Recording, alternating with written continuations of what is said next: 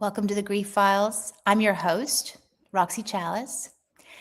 I am especially excited to bring you this episode of the Grief Files. I'm speaking with Juli Wilson, a fellow Trauma Hall of Famer.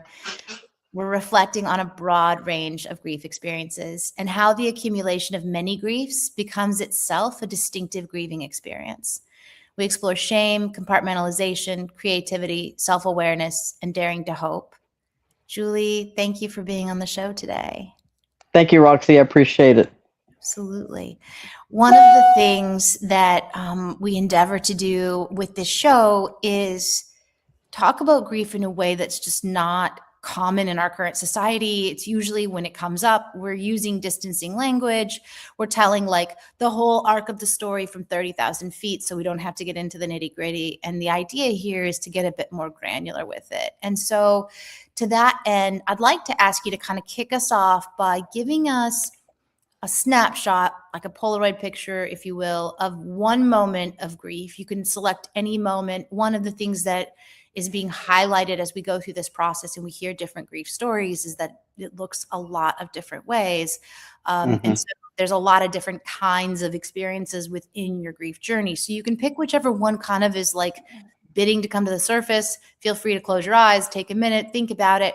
And then basically I'd like you to kind of paint the picture for us of like where you are, the environment, like where are you, what time of day, what time of year, who's around, what do you see, sense, smell, taste, whatever's happening. And then from there, we'll kind of go internal and you can tell us like, this is what I was feeling. This is what I was thinking. This is what grief was for me in that moment in time. And then we'll kind of move from there. But this kind of invites your grief to whatever wants to speak the most can kind of come to the surface here. Yeah, my first thought, Roxy, is my grandfather. I was very close to him. He was the first person in my life that I was close to that I lost. As a young person, and growing up, let me take a step back. Growing up, grief was not talked about in my family. I didn't know what that was. I never understood it. I didn't experience it. So I always contributed grief to death. And that's how it was perceived, I guess. So when I first thought I experienced grief was my grandfather when he passed away. Like I said, I was about in my early 30s. I was the first grandchild, so we had a really special bond. And his health was not the best, but he was also very young. I mean, he was literally only 72 years old. And I lost him a couple times before that. He had a lot of heart issues. So it was, I guess, you think you're prepared, you know it's coming, but you're really not. And so the time of the day was, I saw him the day before. He had just coming back out of the hospital. I stopped by from work, and take a step back too. My son was 3, and my grandparents were helping me twice a week taking care of my son. It gave him something to do. And they absolutely loved him, and he loved them. And it was really an ease of mind that he was with family, and my son was. And so I was picking my son up, and then also seeing my grandfather and talking to him. And it was kind of, when I look back at it now, it was kind of eerie because I think he knew. And he basically just gave me a kiss and a hug and was kind of like a final goodbye on his part, but to me it was just normal until I get a phone call the next morning from my mother at 6:30 telling me that he had collapsed and he had died. And the flood of emotion just hit me right then. And you're kind of like, and I was 30 minutes away, so it wasn't like I was real far away, but all I want to do is get in my car and start driving. Yeah. And I had to figure out what to do with my son because at the time my ex-husband was on a fishing trip. So I had to take my son to a friend's house. Yeah. And I'm racing to his house and where my mother was at, my grandmother. And man, my mother forced me to go to her house to wake my brother up, which I didn't want to do. I just wanted to go there. But anyway, so I had to get into my mom's house, wake my brother up, and then finally drive to the house. And all I could see was he was lying in the middle of the living room. Mm. And the police were there because, 911 obviously was called. The ambulance and the fire truck had already left, but the police had stayed because they had to talk to the doctor on the phone. Okay. I just went into a crazy moment. I was kind of like out of body, screaming, yelling, just convulsing, just absolutely just raw of emotions. And I remember someone in the family grabbing a hold of me to control me and to calm me down, which I don't think would have worked. And I remember the police going, "Who's this person and why are they being this way?" And I think someone had to explain to them that I was the granddaughter, and so I eventually calmed down. Yeah. But I was just in shock, I think. Yeah.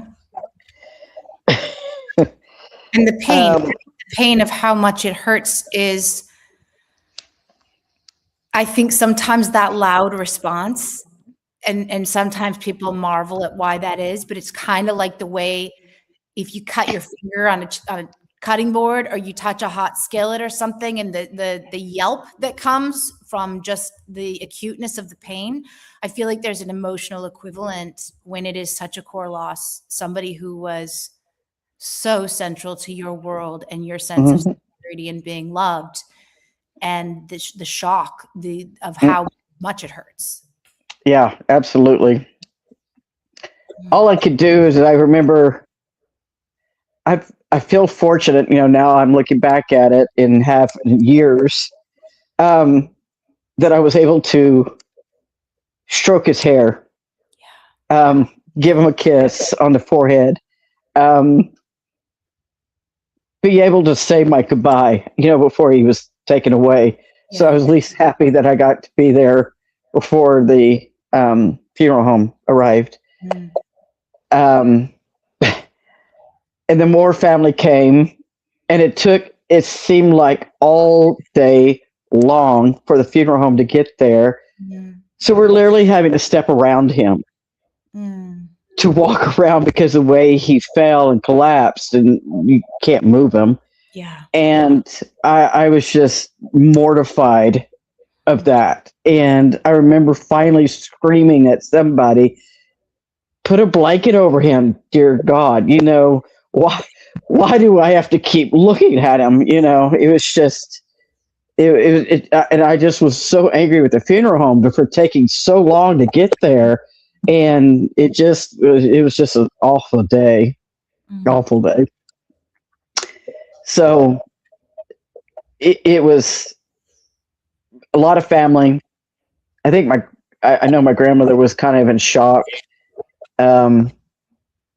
Started trying to get a hold of my aunts because they lived out of state, and it was just a very chaotic time and day, and it was just hard. It was just extremely hard. Yeah.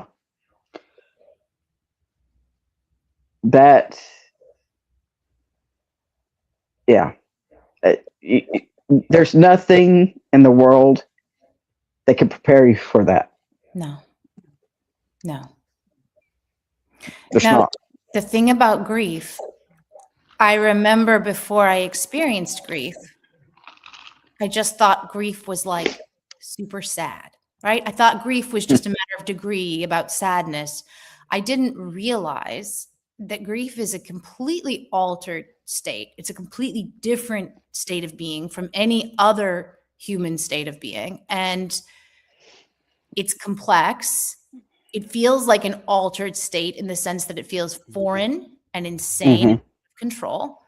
And it's kind of like rapid fire. There's a lot of changes. It's nonlinear, and it embodies a lot of emotional states that I find myself wanting to ask you to pull the different threads, like the strands of like, what were some of the emotions? But I remember in my own grief experience, some of the things, a lot of the things I was feeling were unnameable to me.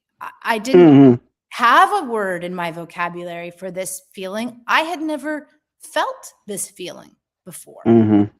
Correct. Yep. You know, like you could approximate it with other things. Like there was this kind of despair, for instance, that was like a kind of urgency it was like the despair you might feel if you've been someone prone to depression, but in that case it builds slowly over time, and you reach a point where you just think, gosh, I don't even know if I want to be here anymore. Except this happens in this really, really sped up way that has like an element of whiplash, and you're like, you were fine just before, but all of a sudden it feels like very severe and far gone clinical despair. But unlike other despairs, it moves like rapid fire. It's very quick. And so you actually feel like unsafe. I remember feeling unsafe. I remember feeling like something bigger than me had taken over me and that I was possibly going to die of whatever this was that I was feeling. Yep. Yeah. I honestly felt like I was out of control. I was not in my body. The emotions were so high. It was unbelievable. And it was like, you know, they talk about the different stages of grief, right? And the timing of those different stages varies. Yeah. But in your, like you just said, in that moment, I was feeling everything within hours. I mean, I was going from sad to hurt to anger to maybe back to sad, and I mean, it was continuous there for a while until I could grasp it or start processing it or start maybe coming back down to myself again and not bottle up the emotions, but control them, if you will, in a way that I could start processing. And obviously time had to take that. I remember thinking even 2 or 3 years, 4 years down the road that I felt like I was okay, but something would trigger me about him, and I would just start I would start crying again. Or if I started telling a story to a friend about him, thinking I'm okay to tell this story, and then I lose it. I mean, I just lost it just now with you, and that was many years ago, 20 to be exact, 25 years ago, and it still gets me. You know, if I talk about it depending on where I'm at, you know, at that moment. There's most of the time I can talk about him now and be fine, but sometimes I still can't, even, you know, 25 years down the road. So it doesn't ever go away. It just changes. I've always said there's always going to be a hole in my heart of missing him, and that hole will always be there no matter what. Yeah.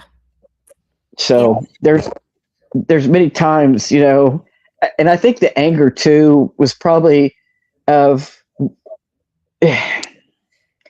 like mad that he didn't take care of himself better, you know, where he could have lived longer. The anger was he didn't get to watch my son grow up, you know, because they were like two pieces of pod, you know, and I just missed the shit out of him. I just missed the hell out of him. I mean, Yeah. so much of my life has gone by and not being able to share it with him. Mm-hmm. Mm-hmm. That was very Yeah. hard. Yeah. No, there's something too that you mentioned, and I'm glad that you did, because it really resonates to me about, it's like being on a roller coaster ride. There's an aspect of grief. What you were saying is that it was happening and you had to kind of wait until you could get some control over it. And I think that captures something really significant about this as an emotional state. There is a lot of periods in the grieving where it's happening. You're just like hanging on for dear life. You don't Mm-hmm. have the access to grapple with it or regain control for a time. So there is a lot of there's fear. And one of the things that surprised me in the early period, like first 24 hours, first week, whatever, is that you mentioned anger. There was a lot of anger. And the anger, and again, rapid fire, I could be raging angry Mm-hmm. and break down in like sadness. And then, but there was also something that was like akin to paranoia. And it was like this fear that like something was wrong, and I couldn't quite place where that something was from. A therapist I was working with at the time said that sometimes we have this confusion where we become fearful of the thing that already happened. And we don't recognize that it's already happened. And so we're like having a delayed experience of like, if, for instance, if you had known you were going to get this call and this was going to happen, the fear you would have felt immediately preceding that visits after the fact. And it can show up in a lot of ways. And I remember this. I remember being like, I wanted everyone to like hunker down in the room. I was scared for people to leave the room or drive. I started to have these irrational thoughts that people were just going to be struck down and die wherever, Mm. which is, Well, to what you just said, that resonated to me because I have dealt with a lot of trauma in my life as well that has resonated to grief. And growing up, you always think the worst. I immediately think the worst because of the trauma that I experienced or the grief that I experienced. It was easy for me. It was a survival mechanism yeah, because if you think of the worst and if it happens, then that's to protect you, yep, and that has uh, many of years of trying to retrain myself of not automatically go to the dark side mm-hmm. and not automatically go to um, fear or think the worst, calculated, risk, if you will. Mm-hmm. Um, because like I said, to me, that was my first taste of grief. But now, in later in life and looking back at my childhood and looking back even up to where I'm at today, no, I've experienced grief in so many ways and so different ways of, um, from family death to divorces to miscarriage to, it's some really trauma like childhood stuff when I was 5 years old. It's amazing how I have not bottle it up or put it in Pandora's box, if you will. Maybe I did when I was younger, but now I can relate to anybody just about in Mm-hmm. something because I've experienced it, Yes. and I'm not in a padded room somewhere. Yeah. Yes. Part of the reason I've so enjoyed the conversations that you and I have had and why I've so look forward to this conversation is for that reason, because it's not an unheard of experience, of course, but it's somewhat unique. And it's one of the things I thought we could explore on this call too, is like when you've had so many things, that Mm-hmm. becomes It's an entity unto itself. It becomes its own trauma, maybe, or at least source of grief. And it's taken me a long time to connect the dots there, and I think I'm still working on it. But one of the things that has not necessarily always made sense to me was some of my own emotional responses to the collection of traumatic experiences I've had. For instance, I get a lot of shame, a lot of shame that comes up. You know, I mean, in fact, my prevailing emotional state when my daughter died was shame. And I remember that others who were grieving with me, like my husband at the time, and what, you know, everyone was like, why shame? Shame doesn't enter in for me at all. I mean, for one thing, I was a pregnant mother and she died in my womb. So there was that. But I think it was more than that. I think it was also that when you've had so many of those things happen, it is true that there is a kind of generalized empathy in a way that I feel like I can feel to the quality almost of a memory, just about any kind of hardship somebody might describe to me, because it has parallels with the experiences I've had, because I've had such far-ranging experiences of trauma and loss. But there's also a piece of it where I guess I just thought, you know, shame, because it's like something about me, I keep having these experiences, right? And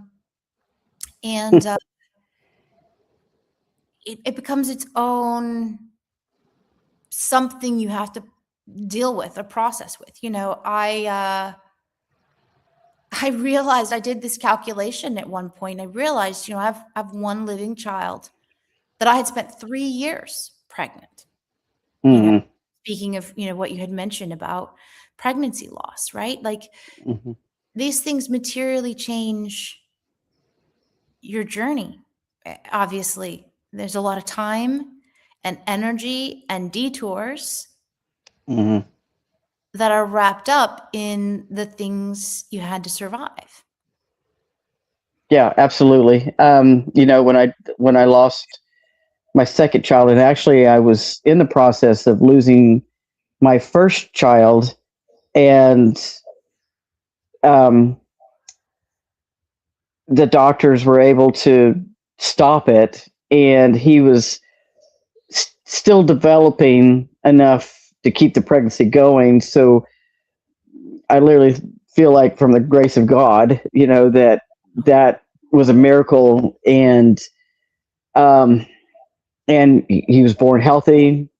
Wow. 28 years old and still very healthy, and that bond with him is even extra special because of that. But when I was having my second pregnancy, and I started losing that child too, in the same time frame, same fashion, same everything. The difference was, unfortunately, I had to have a new set of doctors the second time around, and they did not know my history as well as my first doctor had, and they did not react quick enough, and where also the baby wasn't developing as well as it should have.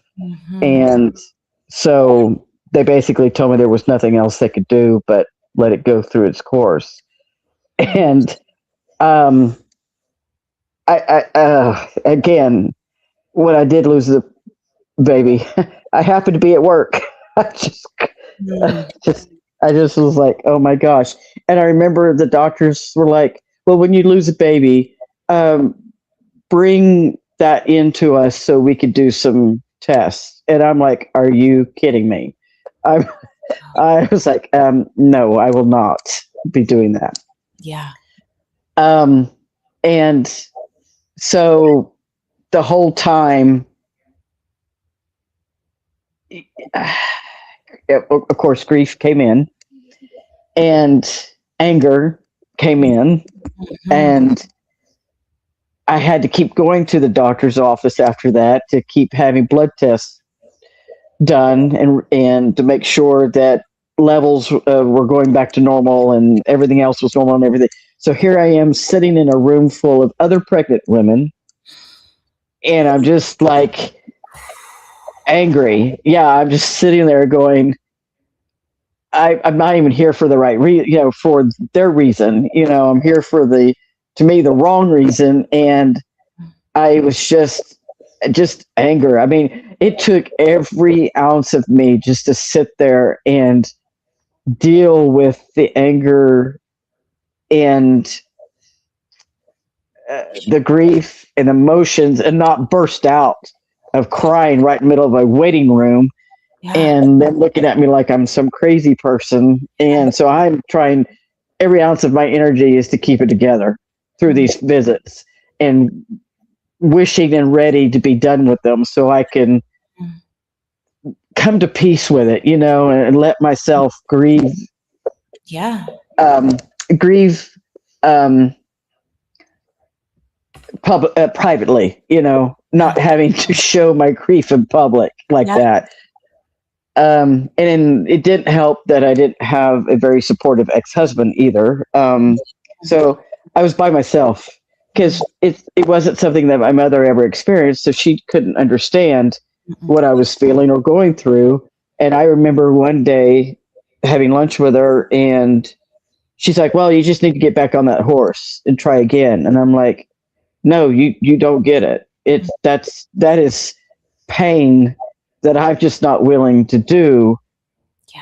For after talking to the doctors, it was basically saying, "Is this something I'm going to experience from now on?" They're like, "Yeah, pretty much. It's a 50-50 shot for you." And I was like, "No, I don't like those odds." And I just chose not to do that again and go through that pain again of the off chance that not.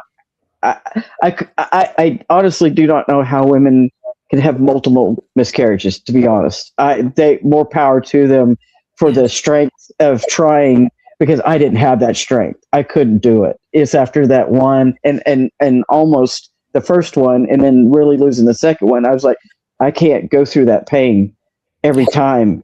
And my mother just did not understand. She just did not understand. She's like, "Well, you make beautiful babies. You need to." I'm like, "No, I that's not enough for me of a justification of going through that pain again." And later on, when Kyle was getting older, I probably did have some shame in the aspect of I chose it in my mind at that time to be selfish because I didn't try to continue having any more children to let him have a sibling or potential sibling. And I was raising an only child. And, but that was probably at that time my feelings. I don't so much have those feelings now. But yeah, and of course the pressure of my mother and her not understanding what that felt and how that felt. And but I was also very proud of myself to put my foot down and say, "No, I'm not doing this. I cannot do this every time." But yeah, I did. I had some shame to not at least trying again, or at the time feeling like I'm selfish woman because I didn't want to keep trying to have that.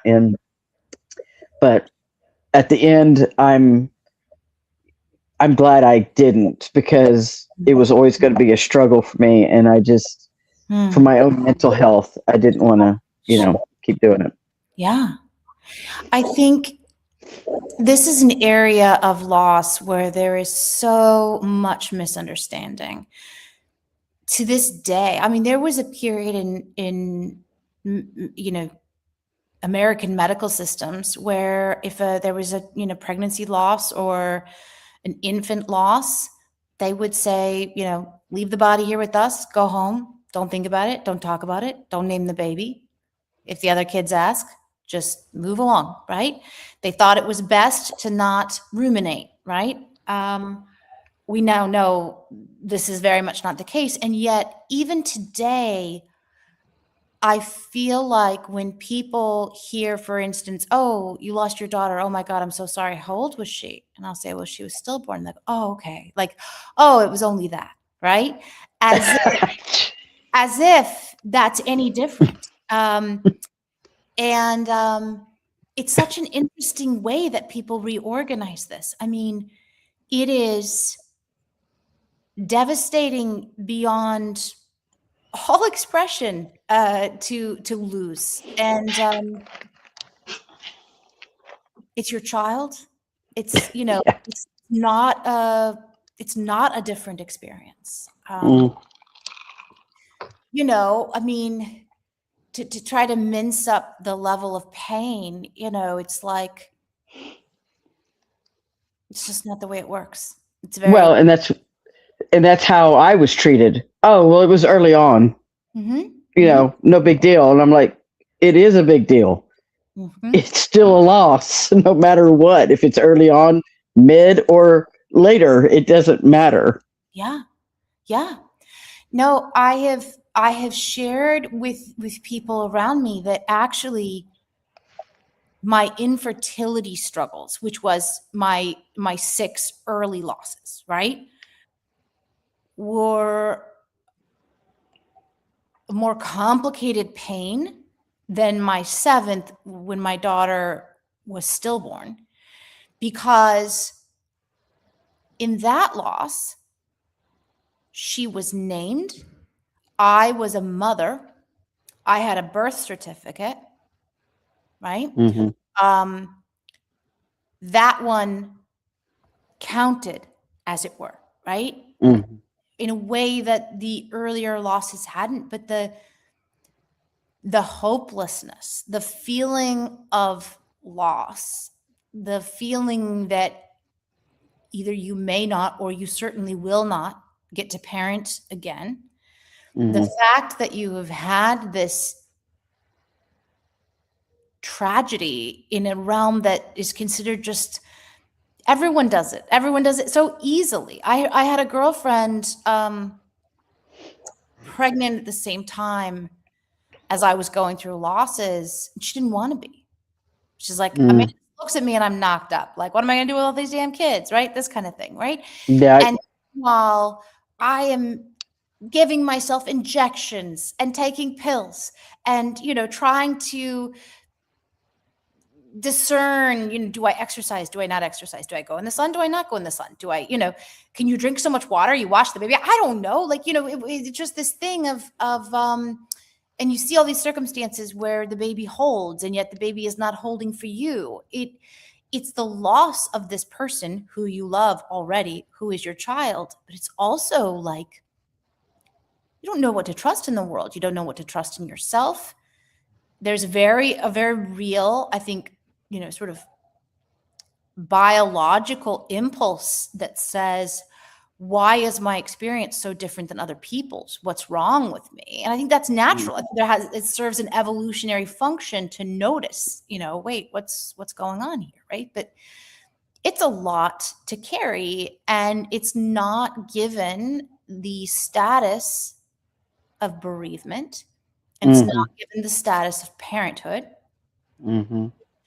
And so not only are you grieving the loss of your child and probably the loss of your health. I know for me, I almost lost my life through the process as well. Even in the case it doesn't go that badly, having a pregnancy is rough on your body and losing one is rough on your body. So your health is also wrecked. It's expensive. There's a lot of accumulated losses and there's no acknowledgement, right? So you're not being given bereavement support, Mm-hmm. not being named as a parent. It was just an early pregnancy. Happens all the time. Move along, right? Yeah, it's interesting. You made the comment in the past that you didn't name the child. My grandparents, my dad's parents, they lost a daughter who was 1 day old, um, and they didn't name her. Wow. I have looked at her um, little monument at the grave at the cemetery, and it literally says our daughter. and that's it. I, Wow. I never got the nerve to ask my grandmother why they did not name her. I mean, they had a day with her, Yeah.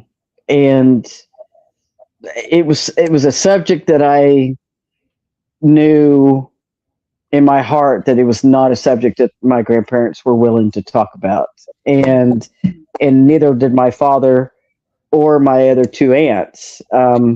So I just never broached the subject with her, because obviously I know what pain feels like, and that wasn't something I wanted her to feel by me asking that question. But I just found it odd that, Mm. you know, that they had her for a day and they never named her.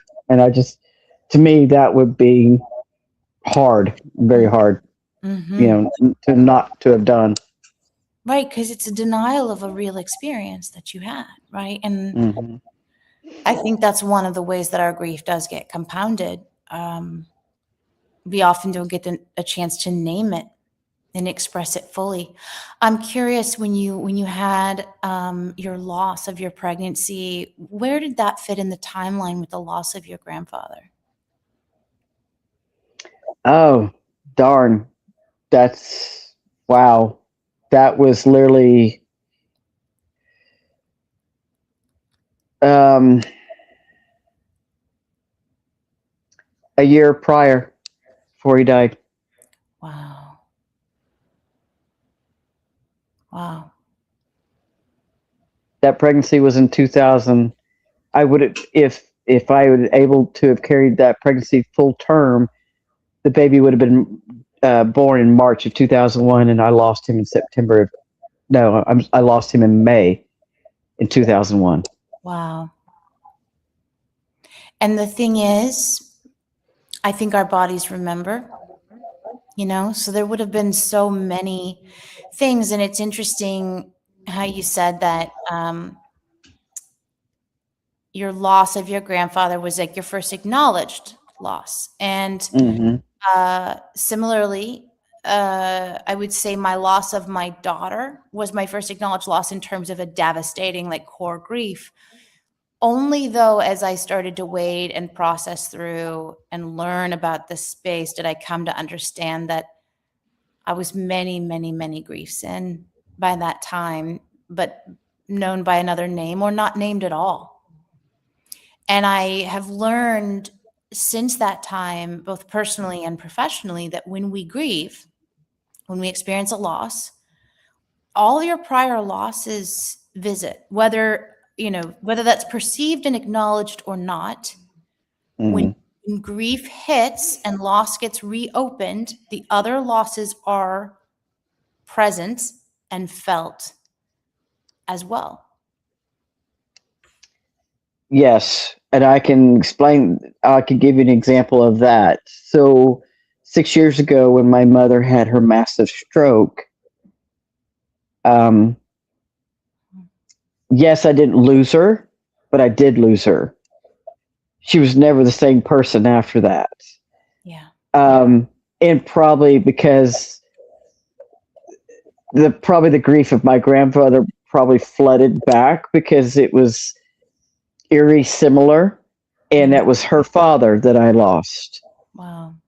And so,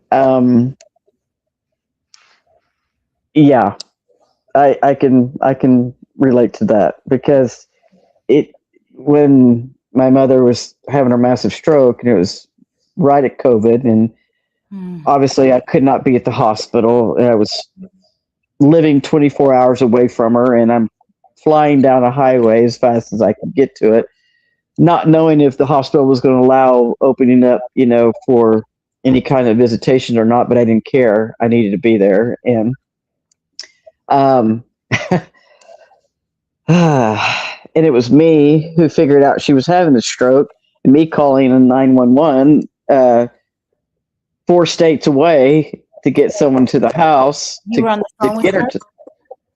Yeah, actually, she sent a weird text that did not make sense. And then I called her and she answered, and she could not speak clearly, and I knew something was wrong immediately.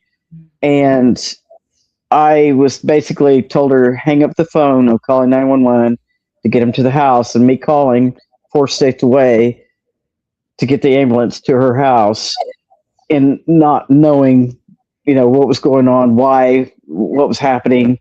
I was able, and unfortunately, my grandmother was the only one home with her who was experiencing dementia. And so it was not an easy thing of me having to try to get her on the phone and explaining what was going on, why was an ambulance coming to the house, and all that jazz, and then get her to give the emergency technician the phone so I could talk to him and to figure out what was going on before they sent her to the hospital. It was very just crazy. And then me basically getting a car and driving straight 24 hours to get back home to be with her. And then, fortunately, she's alive, but unfortunately she's disabled. Can't still talk properly or full sentences. Yeah.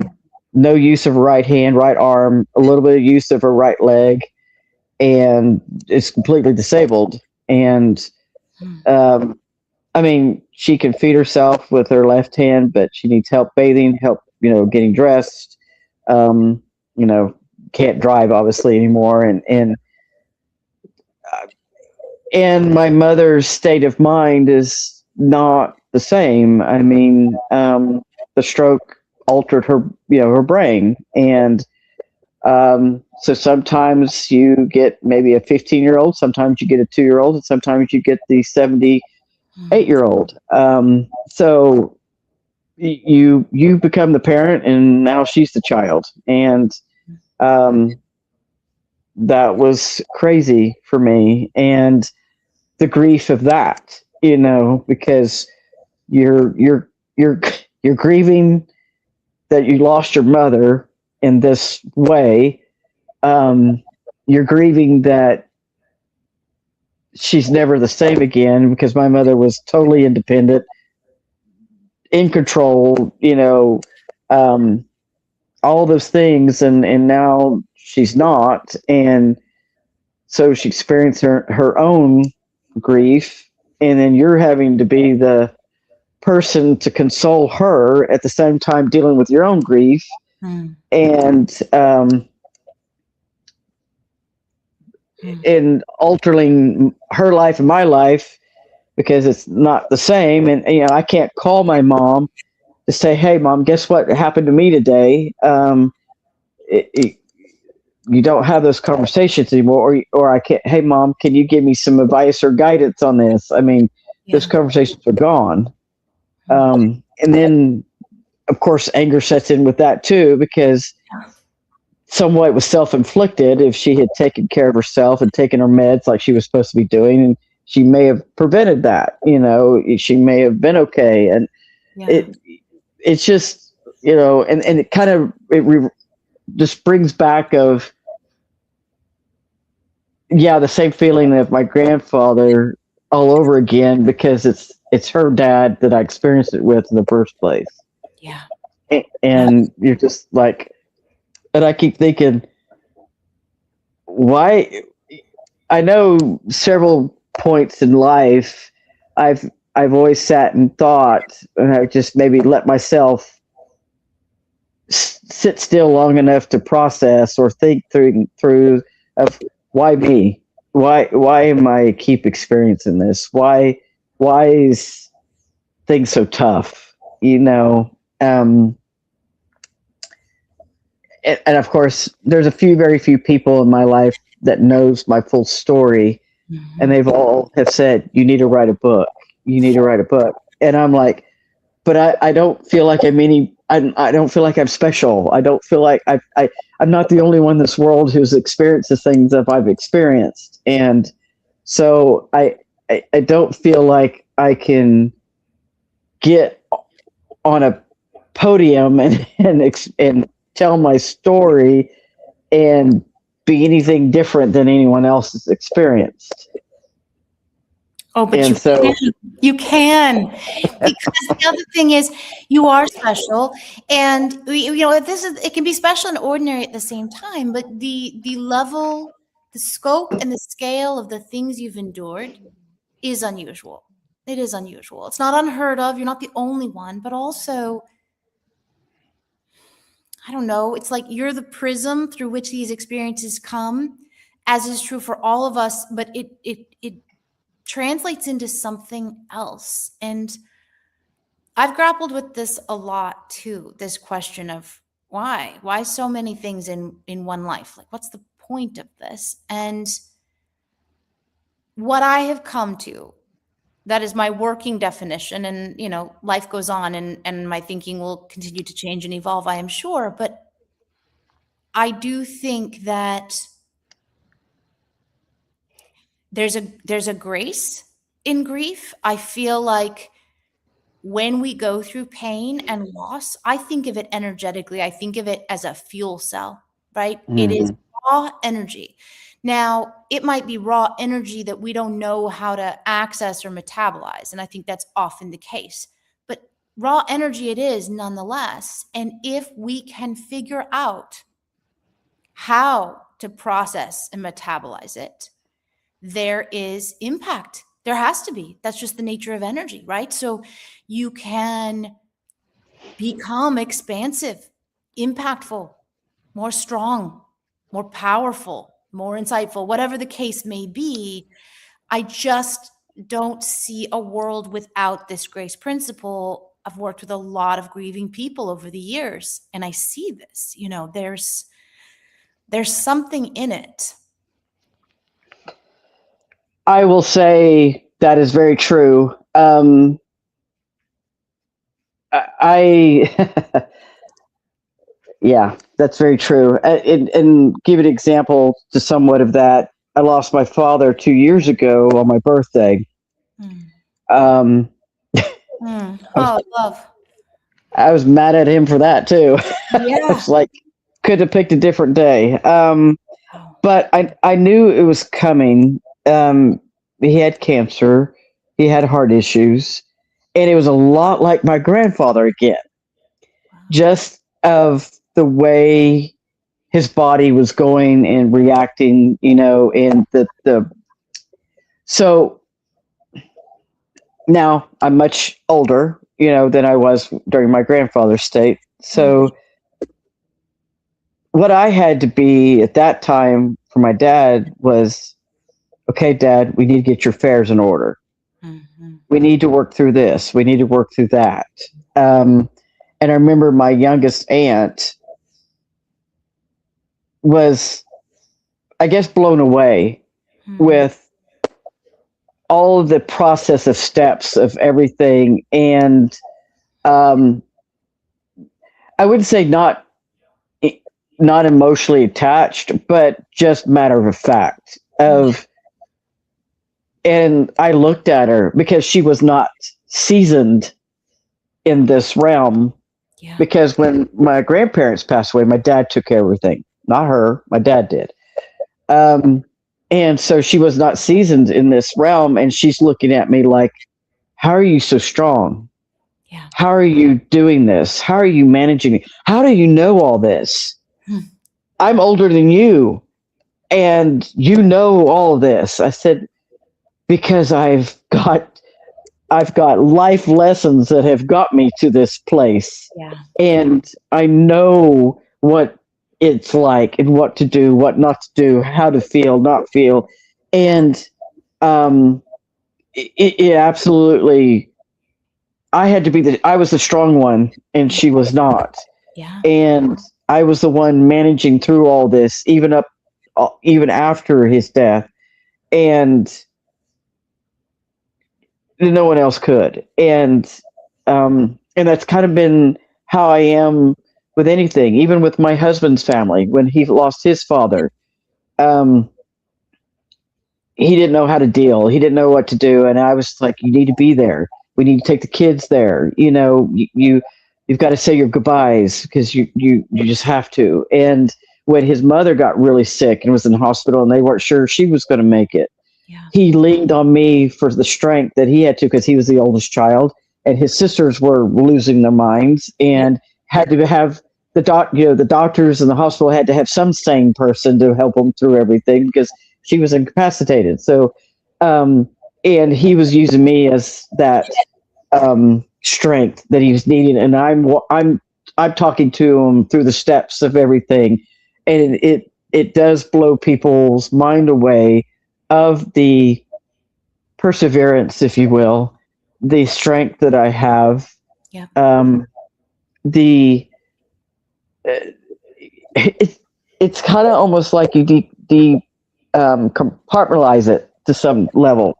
Yeah. And you don't even know you're doing it. You go into that mode of dissecting it out into these steps, and it's your way of, I guess, just dealing. And it's sometimes I feel like skill. Yeah. Sometimes you feel like it's what? It's like you're a robot. Like you're not able to show emotion, and people are looking at you like, why are you not emotional about this? Mm-hmm. And it's like it's not that I'm not emotional about it. It's just I've processed enough to dissect it now. I'm curious. It seems to me that role of being the strong one, it seems like that role's maybe always fallen to you, or very often fallen to you. Even and not that we need to go into detail about this, but I remember you telling me a little bit about some of that childhood trauma that happened when you were like 5. Mm-hmm. Even then, I feel like you were supposed to be in the position of strength, even as a very young child. And so this is a role, this is a persona within yourself that is well. And one of the things that we know now from a modality called internal family systems is the way our psyche is made up. And somewhere in there is a Juli who was maybe 5 or even younger.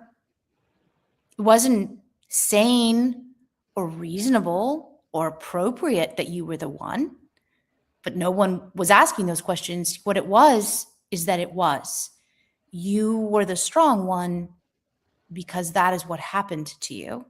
And that's the only path forward to survive.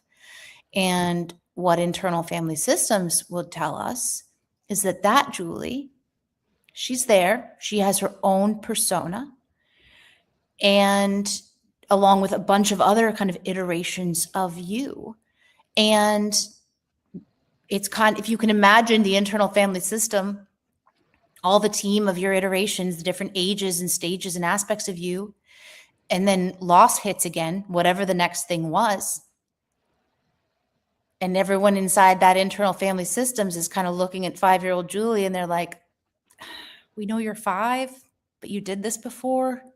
None of us have. Think you could show us the ropes? So what happens? 5-year-old Juli steps up and leads the team again. And again, and pretty soon, Juli's probably not even very old at this point. You're an expert. Can you imagine this structure brought out into the external world? A child being called into a boardroom and being like, you're the one. And in fact, she is the one. She actually is that good. She's experienced. She knows what to do. She has the right commitment. She's the one. And I think about that, and I just feel such a tenderness and such an admiration, but like also just such like heartbreak and compassion for that person. That's an insane thing that happened, that continues to happen. And at this point, 5-year-old Juli is such a master. I mean, nobody else could even catch up if they tried, right? And so she gets this role for life. It gets to be her every single time. And on some level, she's sitting there, talk about anger. She's going, I'm 5 years old, right? Like, why is it still me? When it's your dad passing 2 years ago. And it's not just like with your youngest aunt. It's not just like oh, you're in your 40s and the aunt is in her 60s or something. No, you're 5 and she's in her 60s, right? And you're still the one. And I think that one of the things about telling our grief story and doing our grief work is to reach that person, thank them, hear them, attend to them. What vision? I guess I bet Julie had a different idea for herself, something more appropriate to a 5-year-old, probably some kind of imaginary thing she wanted to do, something she wanted to paint or draw or build or become. This wasn't her plan. No one asked her. This is just the thing that happened. And I think this is a very, very real component of what's really going on in our grief, is that thing not only happened, but keeps happening. And I think I had mentioned to you before, this is the origin of that program, which I'm getting ready to launch, the Cathedrals program, which invites that person to play. And it's a program of play for that young self that got robbed. And just so she gets a chance to do something that is not just being the grown-up director in very grown-up situations that are beyond the pale. And she gets to do something that 5-year-old Julie would have wanted to do. And I just know she's going to be brilliant at it. And it's not over. I mean, she has done her job that never should have been her job brilliantly. But also, she's still there. She wakes up with you every morning. She is living all of these experiences. And I don't know. I just feel such a strong impulse to speak to her, and just, wow, Julie, wow, what a badass. And I'm so sorry, because it shouldn't have been like that. Yeah. Yeah. I've never had anyone, even my therapist, ever explain it to me that way. Yeah. Never. But you're right. That the child that I was at the time died. That's right. That's right. Yeah. Yeah. And there are so many ways to feel about that. It is hard to even sit with it. And even for me, from this distance from here, I feel myself just filled with rage and extreme sadness when I think about that. That should never have happened. And you want to talk about rage? I kept that rage until 2016. And I unleashed that rage on my mother. Because as a woman, as a mother, probably after I became a mother, did the rage even set in deeper? Because now I'm a mother. Now I understand the as my son was growing up, the protection that he relied on me to protect him because he's a child, and my mother did not protect me. That's right. And so the rage probably was doubled after I had my child, because of fully understanding that. And I mean, I already had, rage towards her, but definitely more so even after that, because as a mother, she let me down. Right. People always say, as a justification, as a cover for parenting mistakes, wait till you're a parent, you'll see. Right. In this case, you became a parent, you did see. And that made it even worse, because you thought, no, I wouldn't. I wouldn't. Because you are the grown-up mother, Julie, who possesses the 5-year-old Julie. Even at 5, you stood up and did the job that you never should have been asked to do.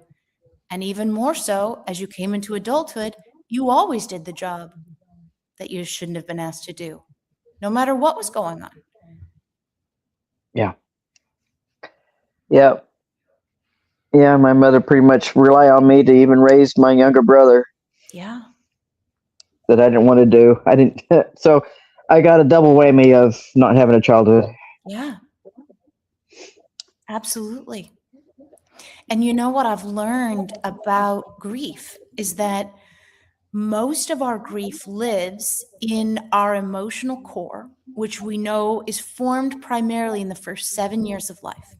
The vast majority of the emotional self of a human being is fully developed by age 7.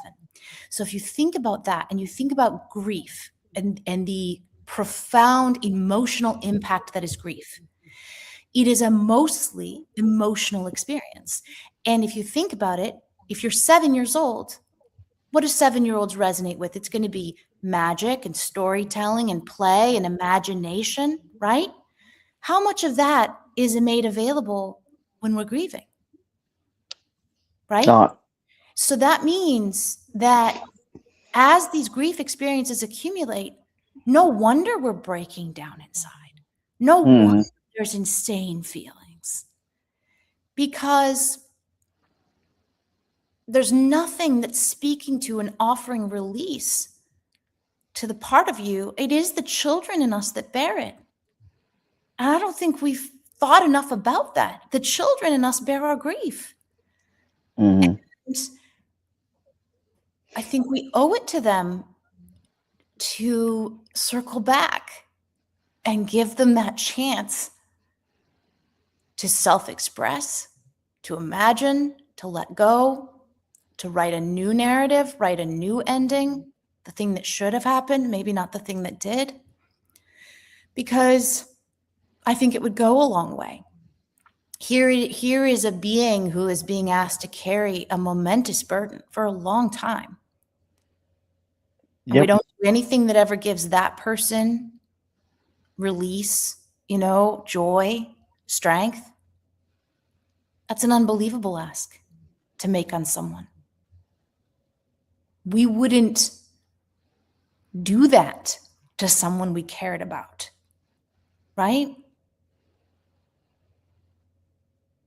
Yeah. I think that's probably also why I was very fiercely protective of my son when he was younger. Yeah, absolutely. Because you were going to ensure that that wasn't going to be his experience. Absolutely. Absolutely. Yeah.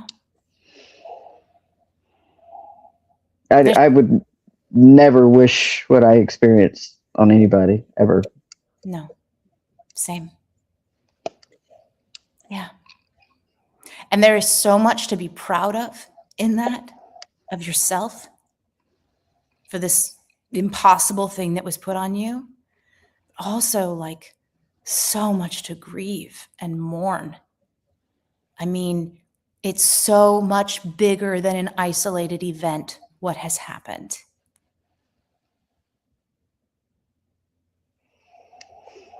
Yeah.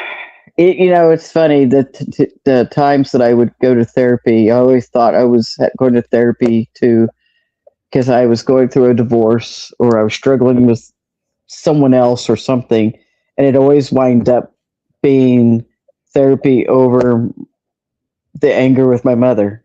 Yep.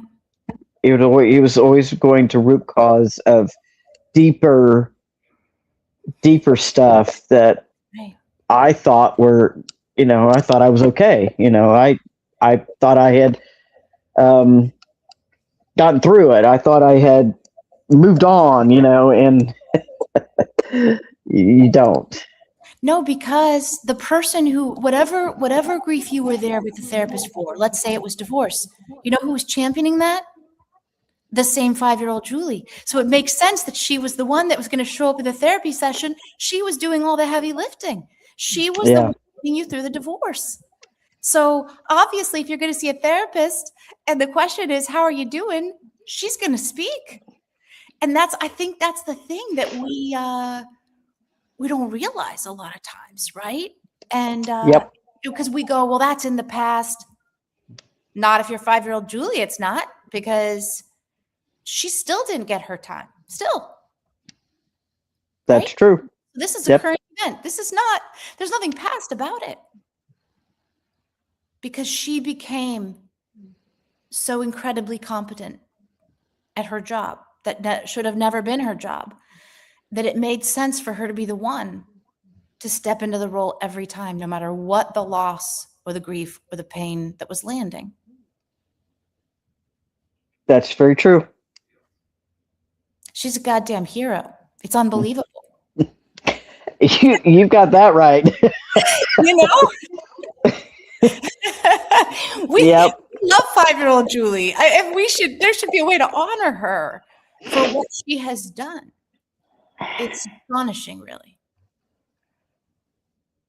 You know, I do honor her in the aspect that I didn't destroy my life. Yeah, that's right. That's right. Wow.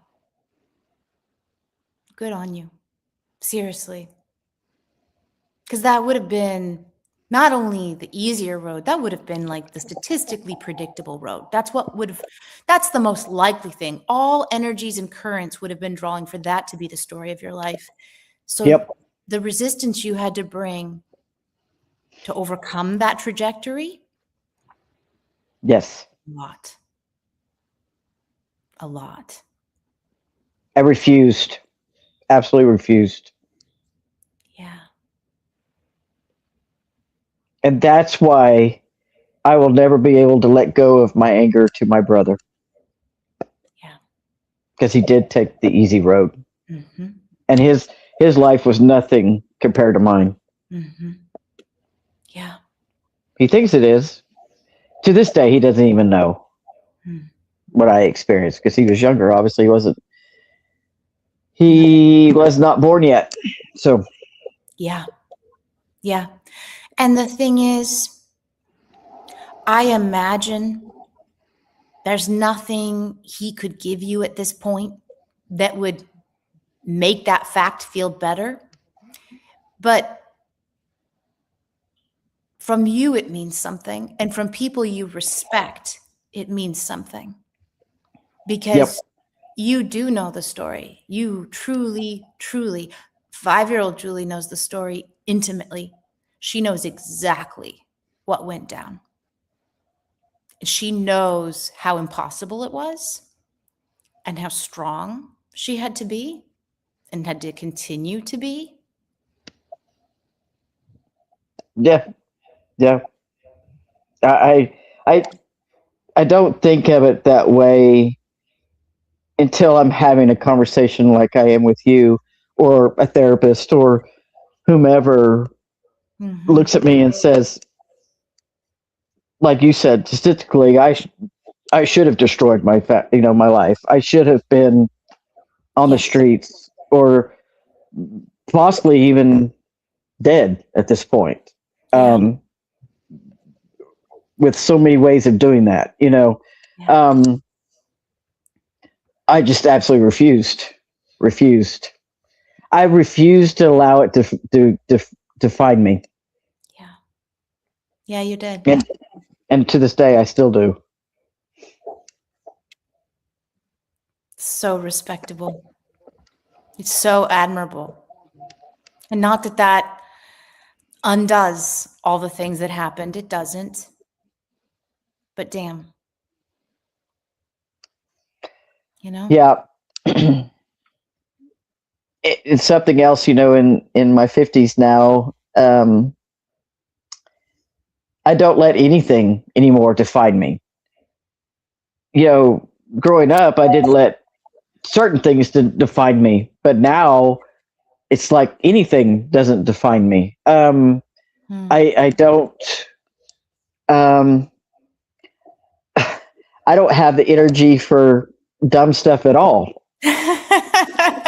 And nor why should you? Let's think about how long 5-year-old Julie has been serving in her capacity as ambassador.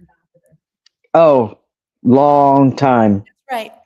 Why should And she put up with any bullshit at this point? Why?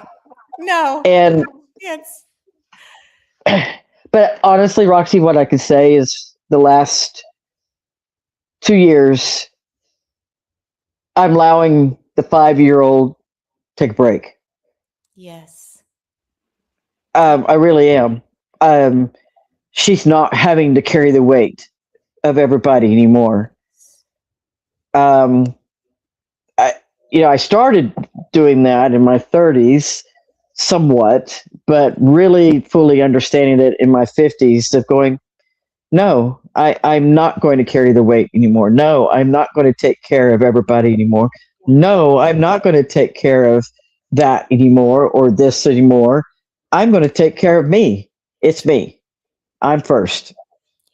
And that was extremely, I never could do it in my younger life.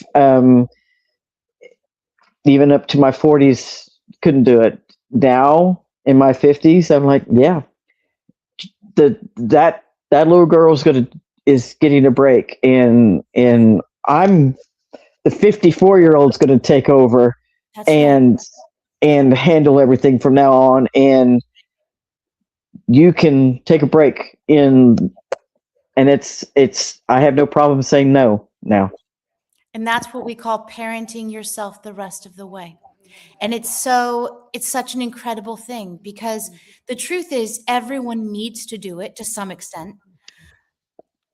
But many people got parented a lot further along than you did, for instance, right? And so for you to have picked up the mantle, carried out that job to its completion, and alleviated your younger self, there is so much grace and love and forgiveness and trust in that, what you've done. It's extraordinary. It really is. And it's pretty highly unusual too. Yeah, it was tough because the people who relied on me didn't like it, and the guilt trips would come and all that jazz. But the more I made those decisions and said no, the more I felt free. Yeah. She felt free. Yeah.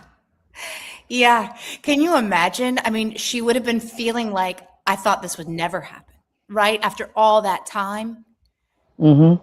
there must have been a kind of cynicism that wanted to bubble up and just be like, this is never going to stop, is it? And yet it did stop. You stopped it. You stopped it. Mm-hmm. Yeah, It's amazing. you're absolutely right. And the thing is, the kind of love that is, to extend parental love to yourself, especially when you didn't receive much in the way of parental love. I am a firm believer that the human soul and spirit requires parental love in order to be okay and to be whole and to be realized. And it's a luck of the draw. We don't get to decide who it is or what they might be going through at the time that would leave them equipped or not to do that. But we need it. And so for you to identify that you needed it and to provide it to yourself, is there anything more loving in all the world than that? No, And so you because have to love yourself better than anyone. which is why a lot of people tell me that they are amazed at my self-awareness. Yeah. Yeah. Because the impulse would be to run and hide or pity or drown it out or something. But you didn't. No. And that's something it's not arrogance or ego, or it's something to feel so proud of. It's like a moment of self-knowledge. It's like knowing that I, Juli Wilson, this is who I am. This is what I'm made of. And feeling Mm-hmm. such deep pride and peace about who you are and what you chose to do. I don't know if there's a better gift or takeaway in a human life than to be genuinely proud of who we are, really genuinely proud of who we are. There isn't, to be honest. And I've been probably ego, people who don't understand or are not there, Mm-hmm. like, oh, well, you've got this huge ego. I'm like, no, I don't. It's far from it. Mm-hmm. I'm very humbled. Mm-hmm.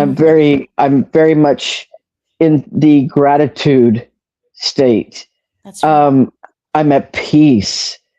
My mental health in the last couple of years has never been, I mean, it's been the best in my whole entire life.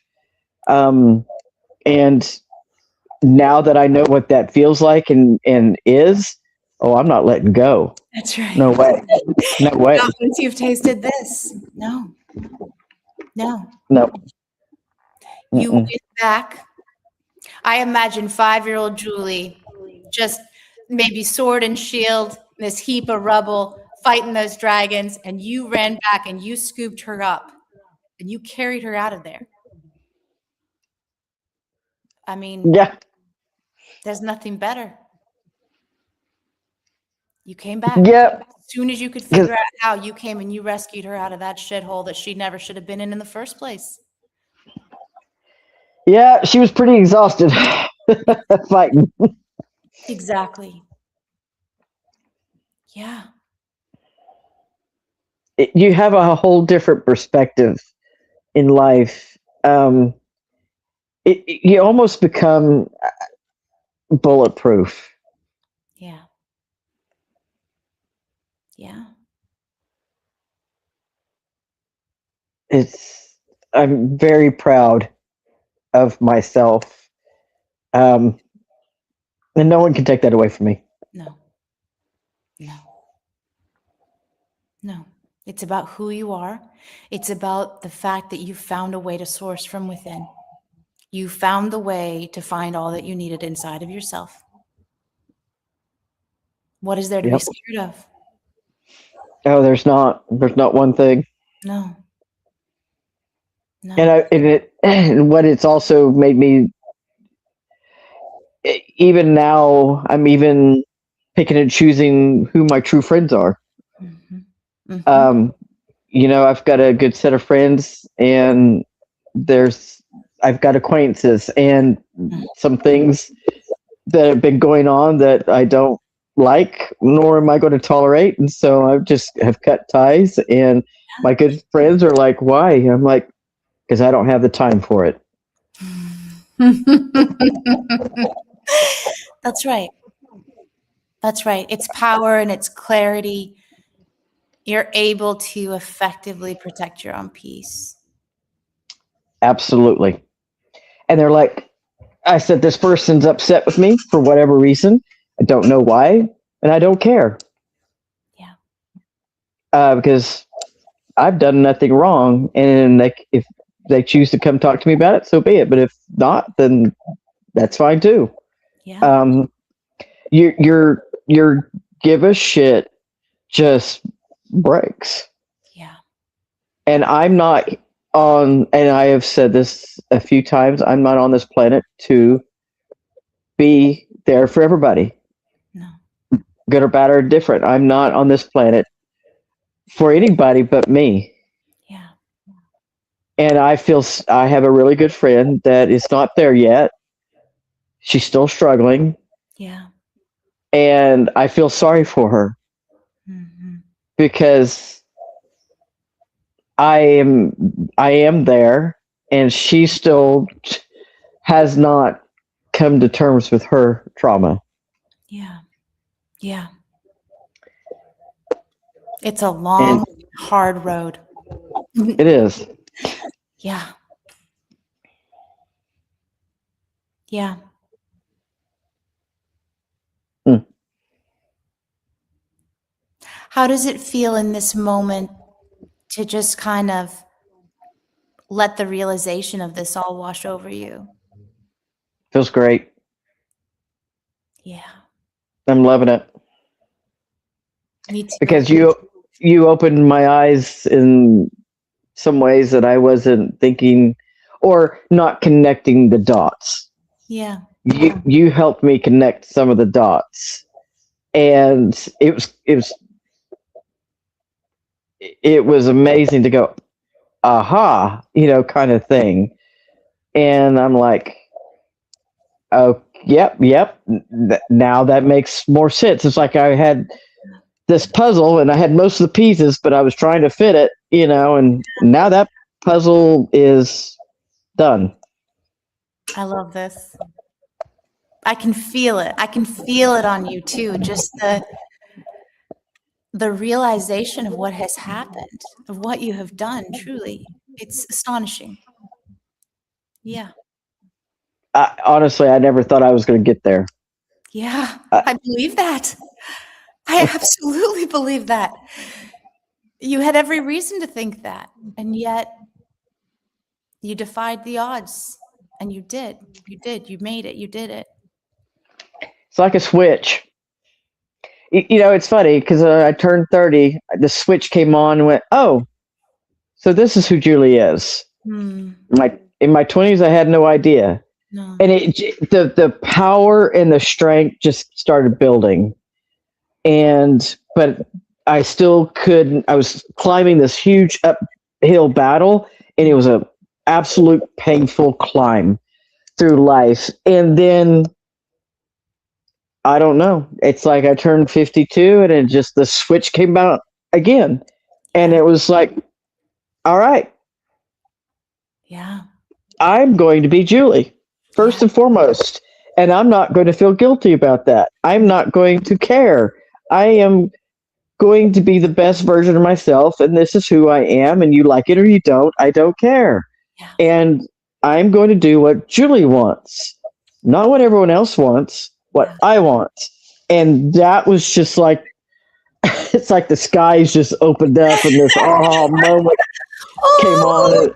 Exactly. And I'm just like, yeah. And I've just embraced it and just keep on and keep on. And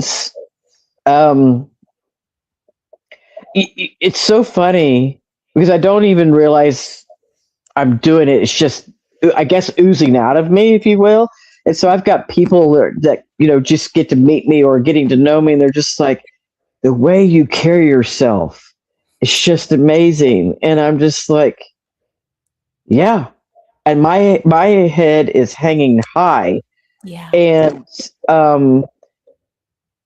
it's like, yeah, I'm wearing this badge of proud, and you have no idea what it took to get me here. And so if you only knew. Exactly. Only knew. Yeah. Right. Yeah. And yeah, I have lots of self-confidence. Yes. I have a lot of this pride. Yes. I know who I am, and I am who I am. It's just like, I feel sorry for the people who still struggle with that, even in their 50s and 60s. And I'm just like, oh my gosh, But you understand why, because you know how hard it was. Absolutely. Right? Yes, absolutely. Yeah. I honestly, I don't think even to this day, before my mother even had her stroke, ever got there. I know she didn't. Yeah. Yeah. It's a hard road. It's a hard road.